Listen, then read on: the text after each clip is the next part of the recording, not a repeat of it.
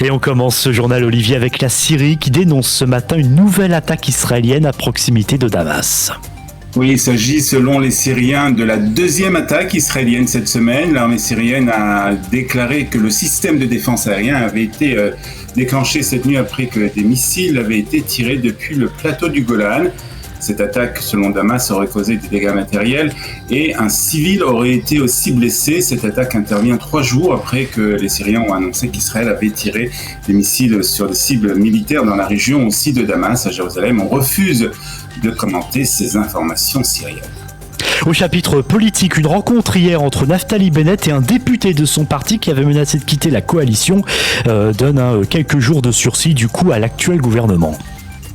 En effet, une rencontre avec le député Nir Orbar qui avait menacé de quitter lui aussi la coalition et de rejoindre le Likoud. Nir Orbar aurait donné ainsi une courte majorité au parti de droite et Benjamin Netanyahu aurait pu former un gouvernement à l'intérieur même de cette même Knesset. Naftali Bennett a donc convoqué le député rebelle pour un entretien à huis clos. Nir Orbar a expliqué au Premier ministre qu'il ne voyait pas d'issue pour ce gouvernement et qu'il estimait que sa fin était proche.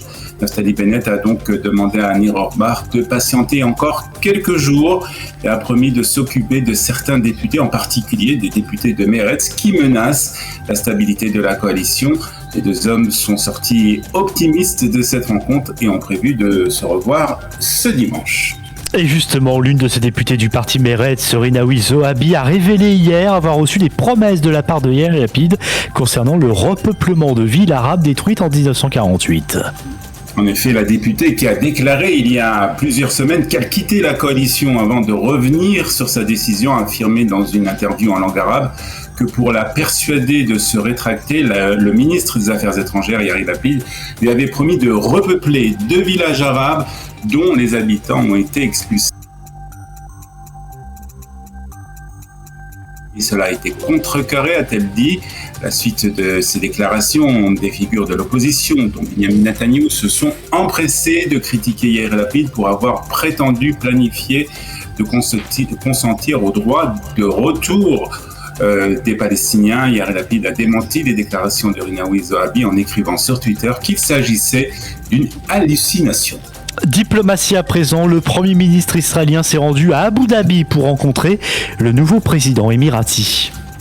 En effet, Christophe Naftali Bennett a tout d'abord présenté ses condoléances à Mohamed Ben Zayed Al Nahyan pour le récent décès de son frère et de son prédécesseur. Le chef du gouvernement israélien a notamment aussi salué le rôle joué par ce dernier pour étendre les ponts de communication et de paix dans le monde. Le Premier ministre a également félicité Cheikh Mohammed Ben Zayed pour son élection à la présidence du pays. Il lui a présenté ses vœux de réussite. Il a affirmé aussi qu'Israël se réjouissait de travailler conjointement avec les Émirats arabes unis pour élargir les horizons de coopération bilatérale pour le bénéfice et la prospérité de leur peuple et des peuples de la région. Au cours de la réunion, le président émirati et le Premier ministre israélien ont largement discuté aussi des opportunités d'échange dans les secteurs économiques et financiers ainsi que dans les domaines de la sécurité alimentaire et de la santé. Et justement, concernant la coopération sécuritaire, Olivier, Israël pourrait prendre part à un accord de coopération avec de nombreux pays arabes. Oui, en effet, un accord que souhaite élaborer l'administration américaine pour contrecarrer les menaces de l'Iran.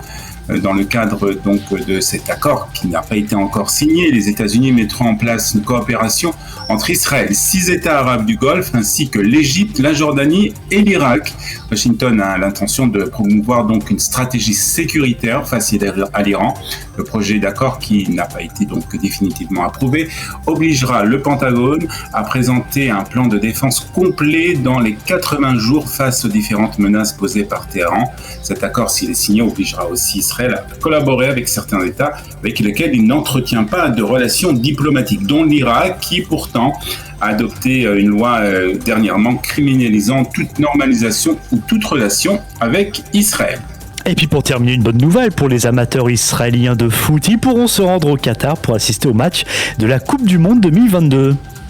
Tout à fait, c'est une rumeur qui circulait déjà depuis quelques semaines et cette fois-ci c'est officiel. Les Israéliens n'auront pas besoin de visa pour entrer au Qatar. C'est ce qu'ont annoncé en tout cas les ministres des Affaires étrangères, de la Défense et des Sports. L'amour du football et du sport relie les gens entre les pays. La Coupe du Monde en novembre couvre la porte à de nouvelles relations chaleureuses. Je félicite tous nos partenaires et nous attendons impatiemment le début de cet événement. C'est ce qu'a déclaré Yair Lapid.